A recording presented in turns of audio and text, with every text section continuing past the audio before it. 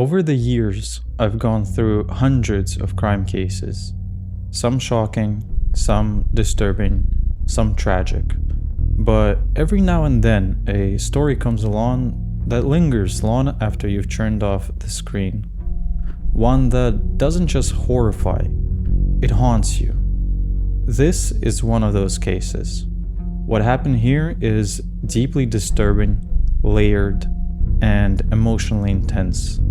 This is not a story for the faint of heart, so take this as a warning.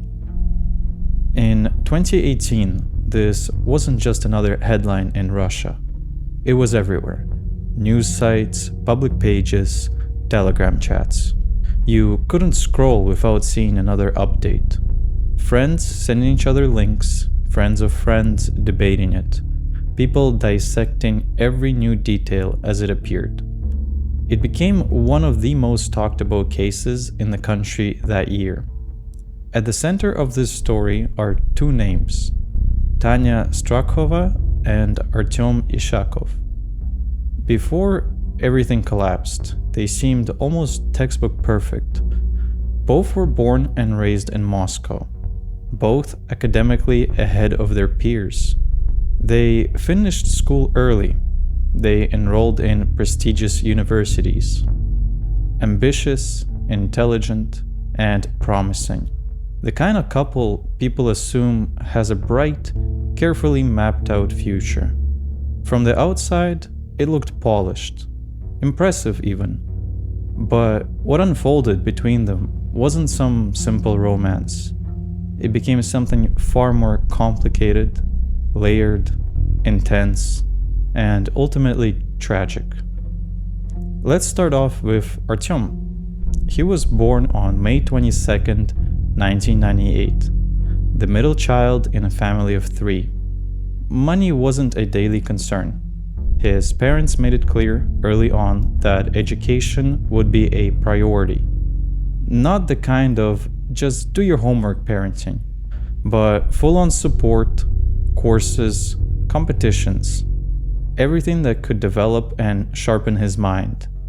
And it worked. Artyom wasn't just a bright kid, he was exceptional. Numbers, physics, computer logic, they clicked naturally for him. By the time he was in middle school, he was already entering programming contests, regularly taking first place and leaving teachers in awe. By senior year, there was no doubt. This wasn't just a clever student, this was someone truly gifted. In 2015, he didn't just finish school, he finished it early, as an external student. No waiting around, no dragging out exams. He passed everything ahead of schedule and moved straight to Bauman University, diving into applied mathematics and computer science. University didn't slow him down. Professors quickly noticed him. Brilliant, logical, but with a twist. He approached problems differently than anyone else. Not just following the formula, he questioned it, turned it over, looked for angles others didn't see. Later, when he started working as a programmer, colleagues gave him a nickname, Emberkind. Now Tanya, she was born on December 15th, 1998. The same year, different month. The only child in her family. Her parents, like Artyom's, put heavy emphasis on education. But Tanya's strengths were in creativity. Drawing, drafting, architecture. She soaked it all in. There were talks of studying abroad, even in the Czech Republic. But those plans never fully materialized. She stayed in Moscow. Academically, she followed a similar accelerated path. She graduated school early as an external student and enrolled at the Higher School of Economics to study design. Her university years were full of smart, creative peers. Tanya kept her social media pages active, sharing drawings, photos, and short philosophical passages. Everything she posted showed a mind both imaginative and reflective, constantly exploring ideas.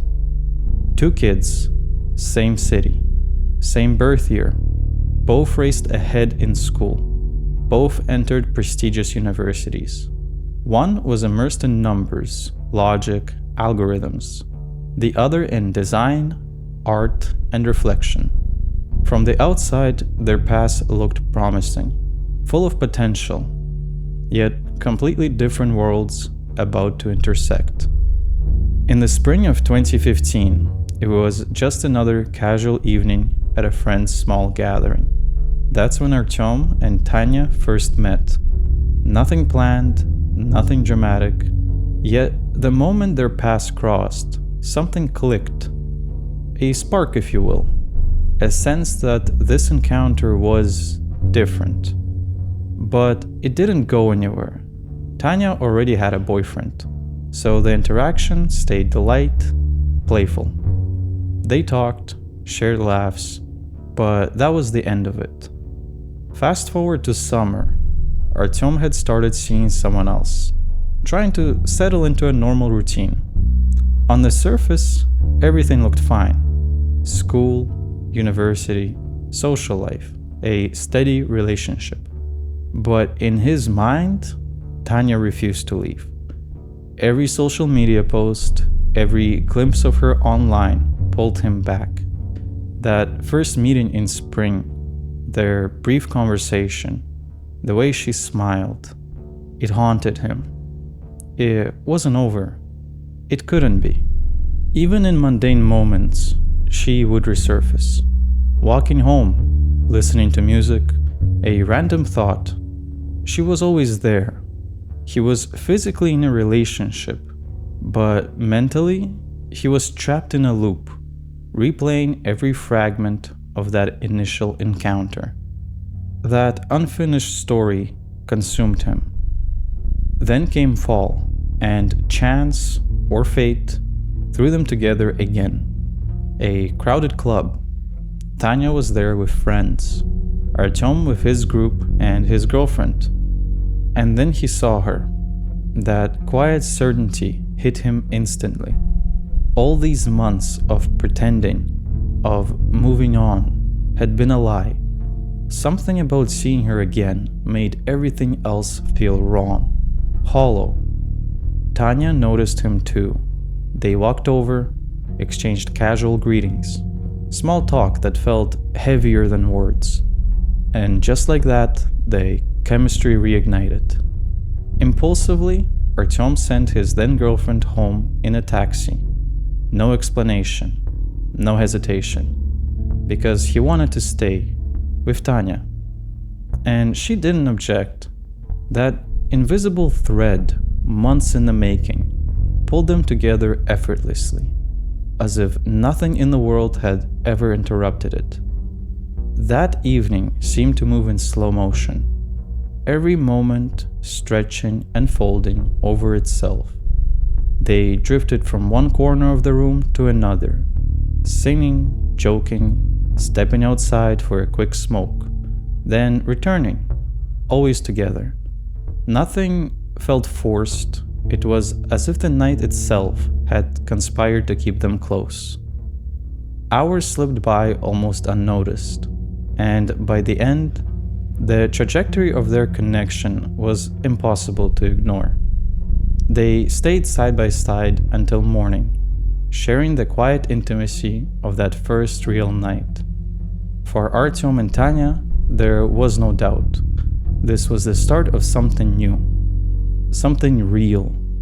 Yet neither of them could have guessed how far that single night would ripple into their lives. At first, their days together felt effortless, almost ordinary in the best way. They wandered through city streets, grabbed coffee at small cafes, watched movies side by side, and filled the nights with endless messages. Artyom would craft little poems for Tanya, and she'd reply in kind, sometimes with words, sometimes with sketches. To him, it was like all the pieces of his life had finally clicked into place, the way he'd imagined since that very first meeting. Later, he would look back in his diary and call this stretch of time the happiest of his life. It's important to add here, most of what we know about this period and the whole story in general comes from Artyom's own diary and later his suicide note. These are intensely personal, entirely filtered through his perspective. Some details are factual, others tinted with his emotions, grudges, or even imagined scenarios. They reveal his inner world, how he saw Tanya, how he experienced their time together, but not necessarily the objective truth. The first real issues appeared late in 2015. Right before New Year's Eve, Tanya told Artyom something that shook him. She was attracted to women as well, and wanted to reconnect with an ex-girlfriend. For Artyom, this was difficult news, yet he was too invested in the relationship to walk away. Tanya reassured him that she still cared deeply for him. That New Year, they celebrated together at Artyom's apartment, with her ex-girlfriend being present as well. Tanya even brought him a gift, and according to his diary, the farewell that night was intensely emotional. Both of them cried. He described it as one of the most touching and significant moments of their early days. Once her ex left a week later, things seemed to settle again. They returned to spending time together alone, but something has shifted. Over the following 3 months, Tanya began expressing boredom, saying their conversations felt repetitive, and started to point out flaws in Artyom she hadn't noticed before. In response, they decided to see each other less frequently, meeting only once or twice a week instead of nearly every day. What had begun as an exhilarating closeness slowly transformed into a quieter, more strained rhythm, signaling the first cracks in their relationship. By this point, Tanya had become a fixture in Artyom's world. She wasn't just around him, she was woven into his circle of friends, moving from one apartment to the next, going to the same bars and parties.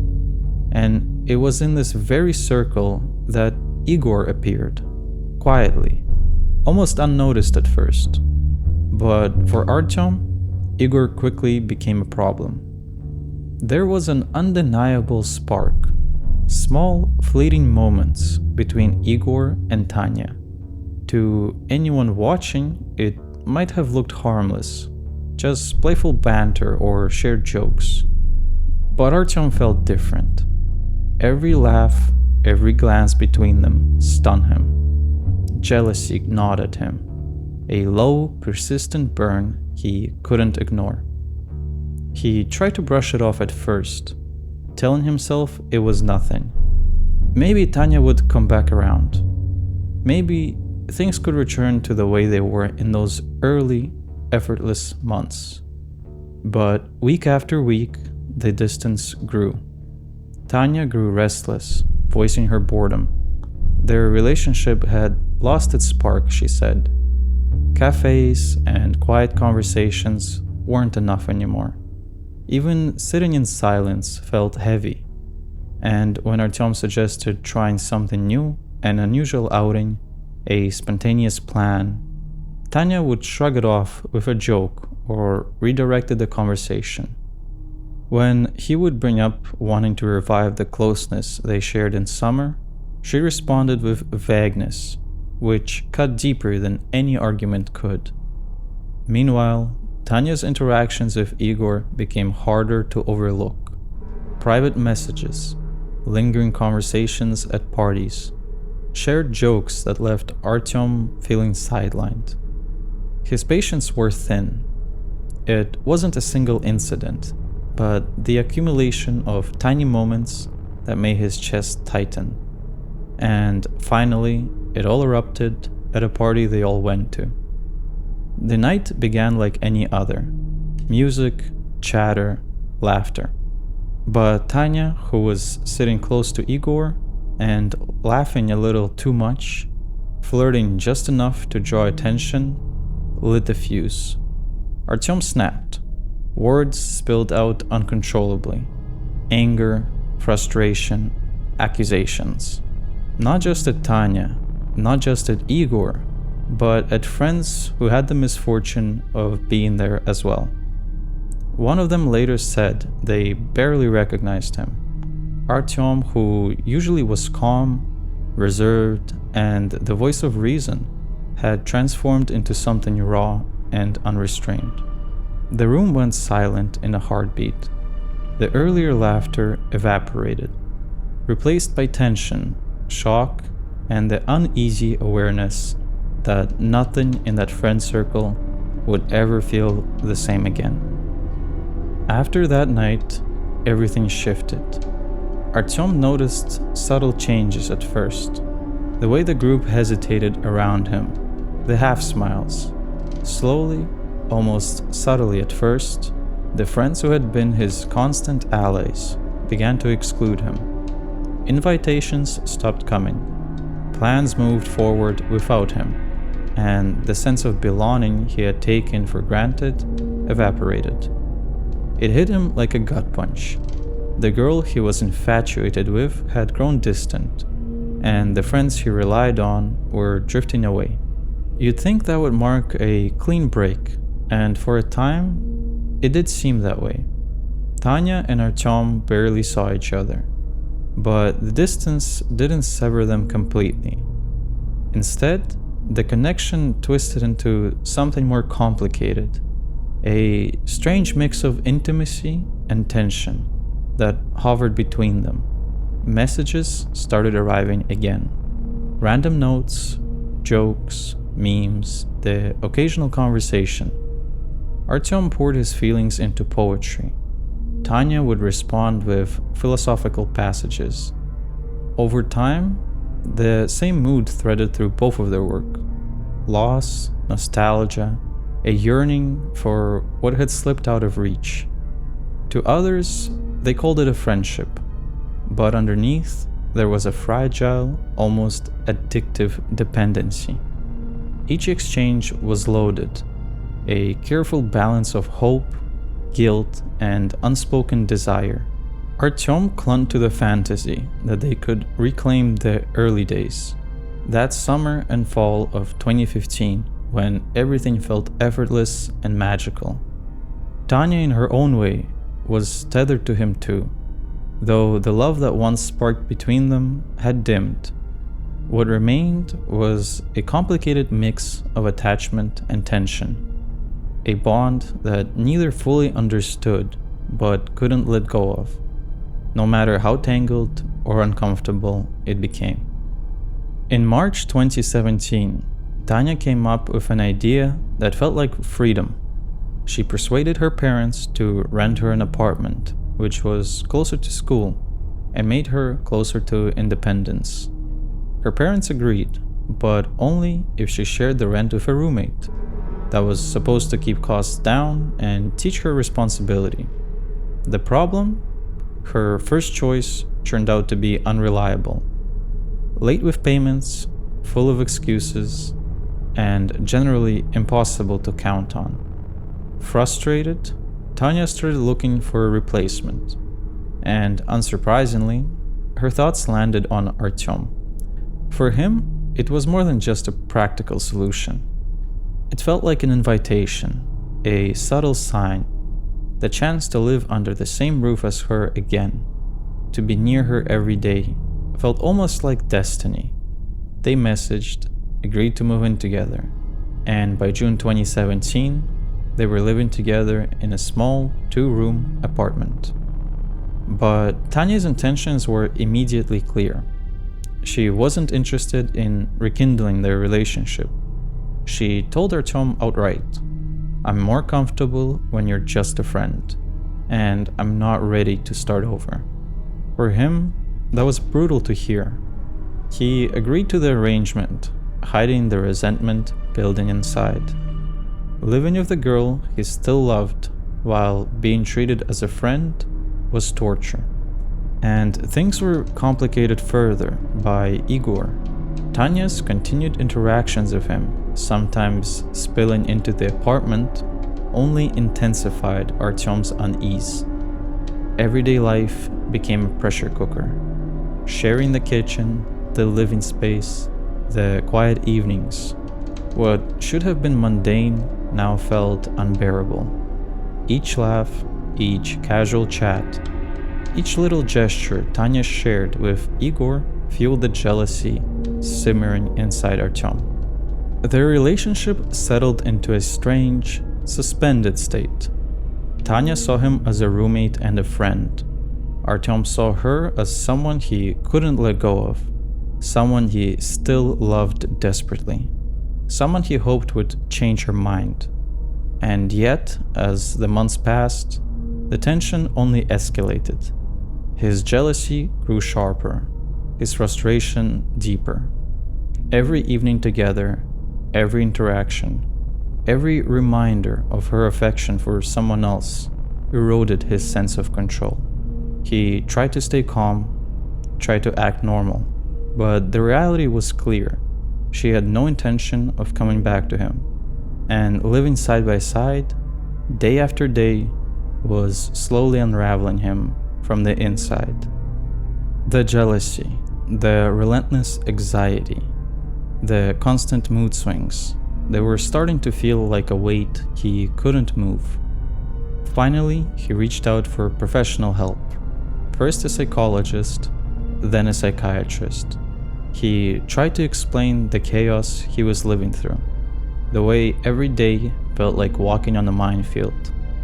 But there was a catch. He left out the crucial pieces. He didn't mention living with Tanya. He didn't talk about their constant proximity, the way her presence and her ongoing interactions with Igor kept fueling his feelings and frustrations. Without that context, the doctors couldn't grasp the real problem. The prescription they gave, which were antidepressants, might have dulled the edges, but it did nothing to address the core issue, the emotional dependence, the daily triggers, the sense that his world was tethered to someone who wasn't fully his. Desperate for relief, Artyom sought distraction. He created a profile on Tinder, went on a few dates, even kissed someone new. In his diary, he wrote that these moments gave him a brief sense of escape, a tiny spark of relief, but it was fleeting. He knew, even as it happened, that his mind would pull him back toward Tanya. And true to form, it did. One by one, the thoughts returned, creeping in quietly at first, then crashing over him in waves, dragging him back into the same hole of longing and frustration he had been trying to outrun. Meanwhile, Tanya carried on her relationship with Igor, yet she maintained the routines she shared with Artyom. Meals, evenings in the apartment, casual conversations. But when it came to feelings or the possibility of rekindling anything romantic, she drew a hard line. She made it clear, Artyom was not her boyfriend, and though she wanted to avoid hurting him, her decision was final. For Artyom, it was maddening.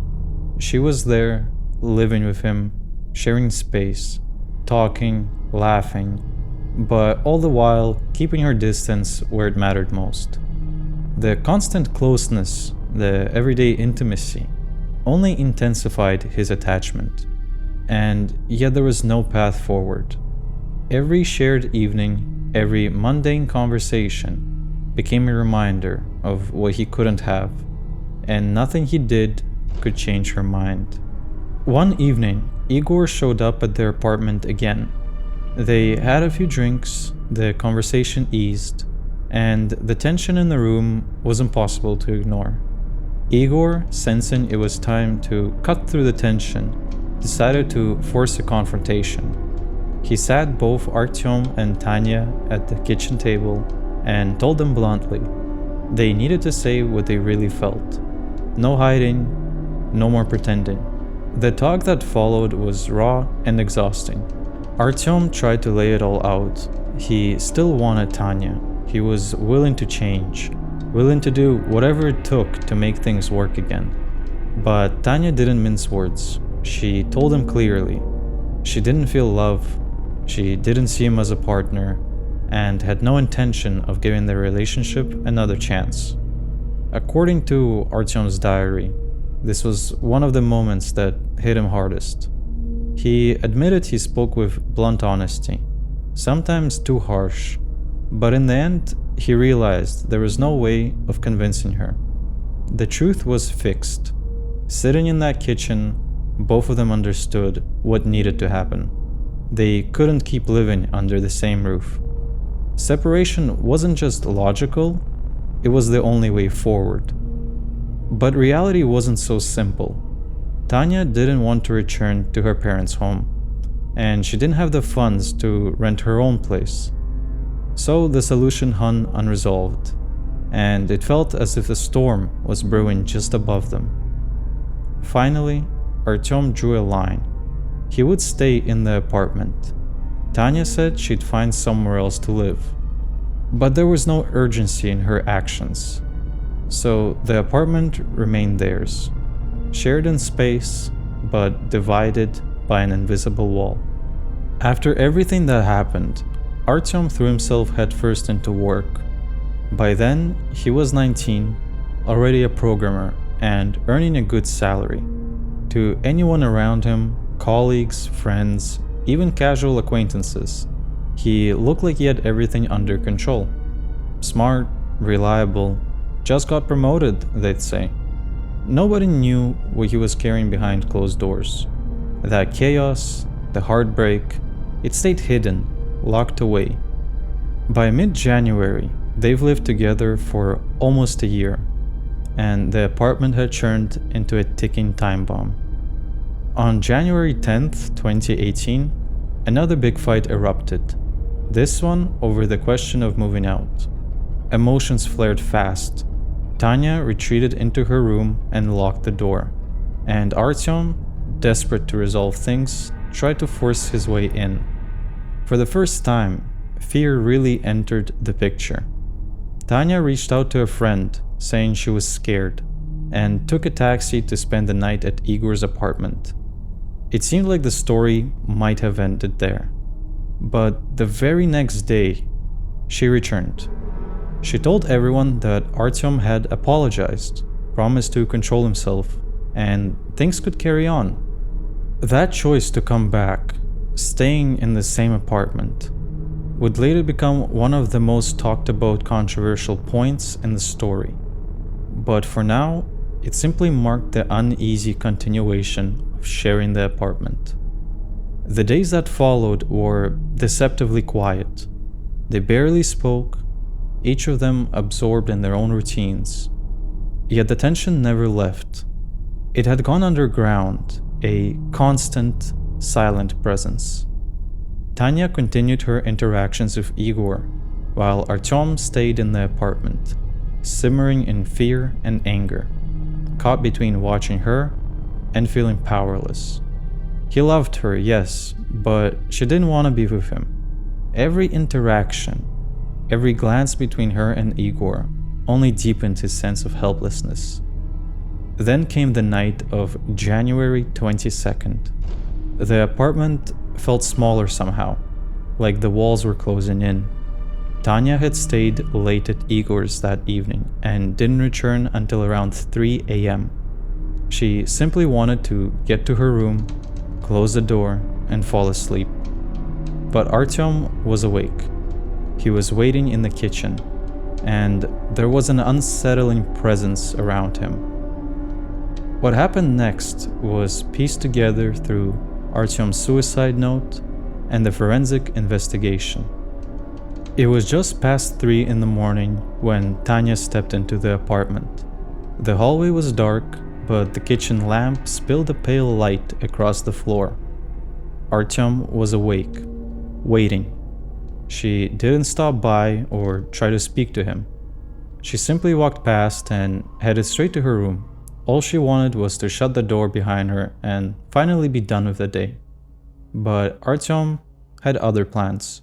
As soon as she tried to close the door, he blocked it and forced his way inside. Instantly, the situation turned violent.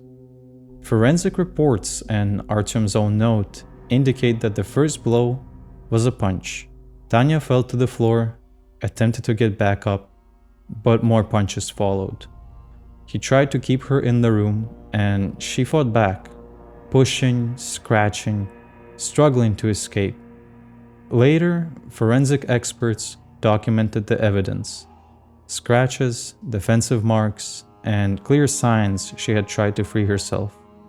When physical restraint was no longer enough, Artyom began strangling her, first with his hands, then, according to the official report, with a scarf.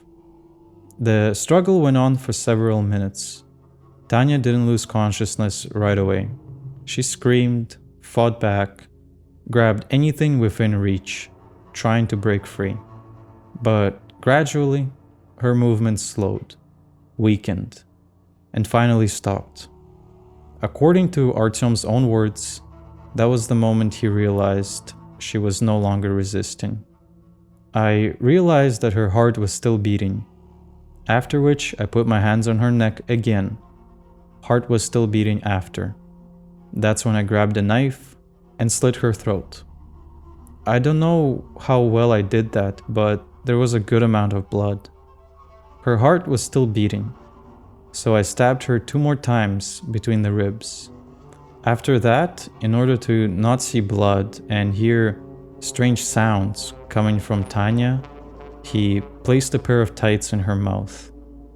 Another chilling comment made in his confession was the line, "Humans are surprisingly tenacious," referring to how difficult it was for him to murder Tanya. What followed after her death is one of the most disturbing parts of the story. Artyom described it himself. He essayed her body 3 times that night. This needs no further comment, just a fact that later shocked everyone, even those trying to make sense of it. The next morning arrived like any other, but the apartment felt frozen in a strange stillness. Artyom opened his eyes to the reality he had created. Tanya's body remained where it had been before, yet he moved through the day with a frightening calmness. Work emails were answered, messages typed with no errors. His usual routines were done without a single sign that anything was wrong. To anyone around him, it seemed like an ordinary day. But behind that surface, everything was unraveling in a quiet, deliberate chaos. He drifted from room to room, rearranging objects, cleaning surfaces, repeatedly opening his laptop, then closing it. Conversations were scanned, some deleted, some preserved, as if he could somehow sort through the wreckage of his own life. He made himself coffee, drank water. He laid down for a few minutes, then stood up, moved around again. Every so often, he passed by the room where Tanya's body was, leaving and returning. In between those motions, he searched online. The search history was chilling in its specificity. Knots, way to tie a noose, how long it takes for a body to begin decaying. It was methodical, cold, yet strangely human. Small bursts of ordinary life punctuating a mind spiraling towards its own end. His day's activity might have seemed random, but step by step, it became clear. He was preparing for what would come next. Eventually, he sat down and began typing a long note. There was no structure, only thoughts spilling over. Friends, family, colleagues, acquaintances, all appearing as memories or names in his stream of consciousness.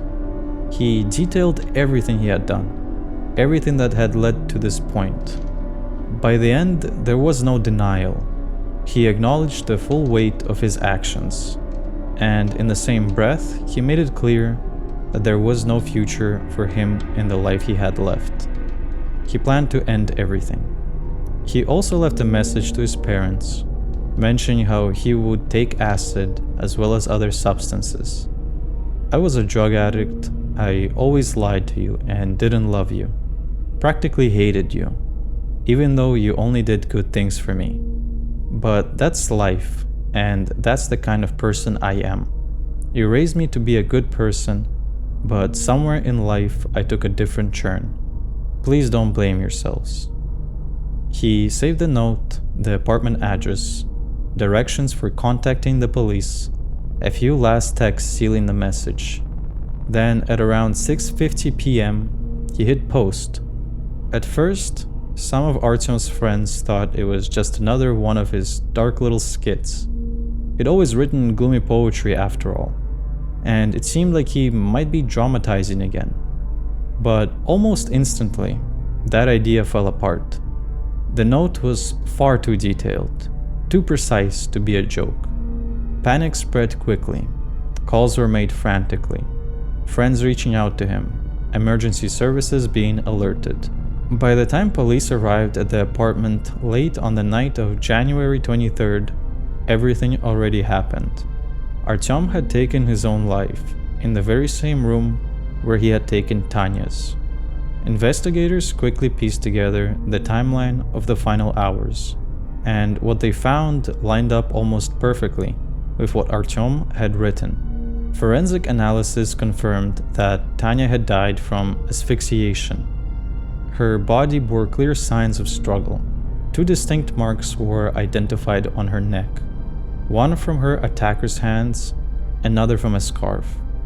Scratches and bruises covered her arms and torso, indicating she had fought back, trying to escape. The evidence painted a grim picture. This wasn't sudden, it had taken time, and it had been violent. As they searched his laptop, authorities uncovered a folder that would later draw significant attention. Inside were over 400 screenshots spanning the last 2 months. Messages Tanya had sent to Igor, her social media stories, posts, everything she had shared publicly and privately. Artyom had looked over these repeatedly, replaying them in his mind, obsessing over every interaction. But the folder contained more than just her posts or texts. There were also drafts he had written but never sent, unfinished messages to Tanya, words he had planned to use to explain his feelings, reflections on loneliness, on being unwanted, and on seeing no way forward.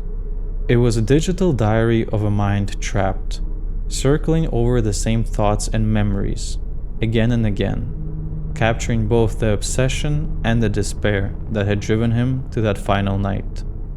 According to the files found on Artyom's computer, he started thinking about murdering Tanya in early January. He said that he colorfully imagined in his head how it would happen, that he was extremely shocked with himself that he even had such thoughts. And I'm tired of listening to her explanations and excuses about not wanting to drink with me, and to watch how she's flirting with my wannabe friend, how great of a time they have together, and realizing that I'm too different for her to have a similar relationship with. Artyom also mentioned that he engaged in self-harm, cutting himself as a way to escape his thoughts. He also mentioned in his note that a song called Possible from a Russian band Us was one of the things that gave him the idea to kill Tanya. The song had lyrics such as, "I'll have to kill you because that's the only way I'll know for sure that nothing between us will be possible again." A few days after the murder-suicide happened, Us disbanded, but they didn't comment on whether it was because of the case or for any other reasons. When word spread about Tanya and Artyom, the public's first instinct was to see it in simple terms: a tragedy with a victim and a culprit. In those initial hours, almost everyone assumed Tanya was the young student who had died, and Artyom was the one who caused it, before doing it to himself. At first, there wasn't much more to it. It seemed like a straightforward, horrifying story. But that changed quickly. Once Artyom's suicide note surfaced online and pieces of his diary followed, the narrative shifted entirely. This wasn't just a crime anymore. Suddenly, people could see months of a toxic, unrelenting cycle. Tanya and Artyom were trapped in a pattern of pulling each other down, over and over, unable or unwilling to stop it. The story became darker, more complicated, and the way the public viewed it started to fracture. At first, Tanya's friends defended her fiercely. They painted her as gentle, creative, completely harmless. She didn't deserve this. There were no hidden provocations, no malicious intent on her part. They said she'd been careful, trying not to hurt Artyom, while also maintaining her distance. She didn't want to be with him, but she didn't want to crush him either. She was trying to navigate a delicate balance. Later on, though, a text conversation surfaced, where Tanya's friends discussed how Tanya treated Artyom in a very awful way, something that contradicted previous statements. In their texts, they mentioned that she had slept with one of Artyom's friends, and that the friend sent Artyom voice messages telling him how great of a time he had with Tanya, while she supposedly giggled in the background. Then came the diary, hundreds of pages detailing thoughts, conversations, disputes, messages, everything recorded almost date by day. And suddenly, people started to see the situation through a more complex lens. Artyom's entries revealed jealousy, frustration, anxiety, and his relentless struggle to manage emotions he couldn't control. At the same time, there were moments that could be read as ambiguous. Tanya pulling close one moment, pushing away the next, vanishing and reappearing unpredictably. Probably none of it was intentional. Yet for someone as fragile and emotionally volatile as Artyom, the inconsistency was excruciating.